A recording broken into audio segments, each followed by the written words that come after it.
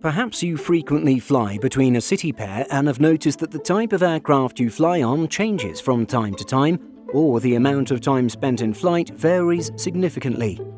In today's video, we'll discuss just a few of the many considerations airlines make when dispatching aircraft on a particular route. Flight times are elastic, and dispatchers do their best to make them as short as possible. Perhaps the most significant factor for route planning is whether your route of flight will expose your plane to a headwind or tailwind. When at cruise altitude, jet streams are largely responsible for determining this. At the risk of oversimplifying it, jet streams are rivers of air that always move from west to east. They move significantly closer to the equator during the winter months. Right now, in the northern hemisphere, the jet streams are stronger and closer to the equator, while in the southern hemisphere they are weaker and closer to the South Pole. This means that in the northern hemisphere, most aircraft are exposed to stronger headwinds or tailwinds, depending on the direction of flight. If you flew a round trip from London to New York, you would notice that the return flight to London has a shorter time en route, regardless of the season. Remember, the jet streams always move easterly. But during the autumn and winter months, you will notice that the difference between flight times increases. The westbound journey becomes longer, while the eastbound journey shortens because the jet streams have strengthened and moved closer towards the equator, much further south in this example. A congruent example for the southern hemisphere would be a trip from Johannesburg to Sydney. The eastbound trip from Johannesburg to Sydney would be shorter in the winter months, June through September, and the westbound journey would be longer when compared to the summer months. Dispatchers pay close attention to where jet streams are and how fast the air inside of them is moving. Flight routes, especially long-haul routes, are modified daily to take advantage of the most favourable tailwinds or avoid the most degrading headwinds. On international flights, dispatchers also consider overflight fees. Countries charge foreign air carriers for the right to transit their airspace and utilize air traffic control services. Most countries charge per mile, so dispatchers use highly advanced software to calculate the potential costs of higher overflight fees against the cost of burning more fuel whilst flying a less efficient route to avoid them.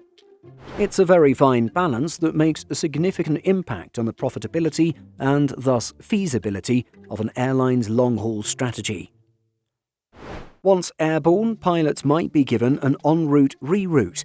An example of a smaller reroute would be a change to an arrival procedure due to the winds at the airport necessitating takeoffs and landings to change directions. This kind of reroute would add only a few extra miles and result in very little time difference. A more significant reroute might be encountered if a block of airspace were to close. This could happen if military exercises are scheduled, if there is a volcanic eruption, or more likely if unsuitable weather conditions exist, such as a thunderstorm. Luckily for some of us, air travel has finally recovered to pre-pandemic levels. Just last year, global airlines generated $506 billion in revenue.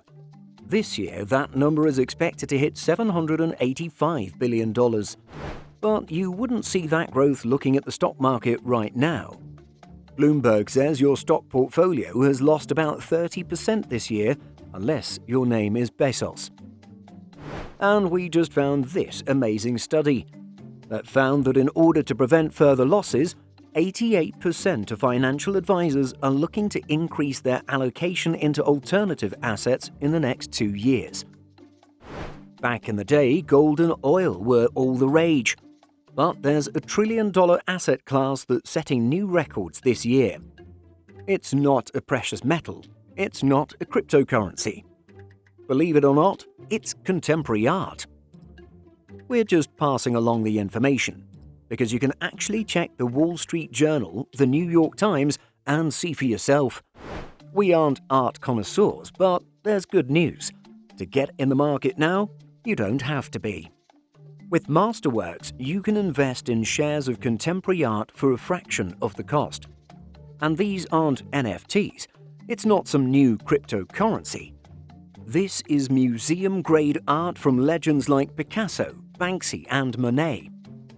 Over 600,000 people have signed up so far, and with these results, it's easy to see why. Offerings have sold out in minutes, so there is a wait list.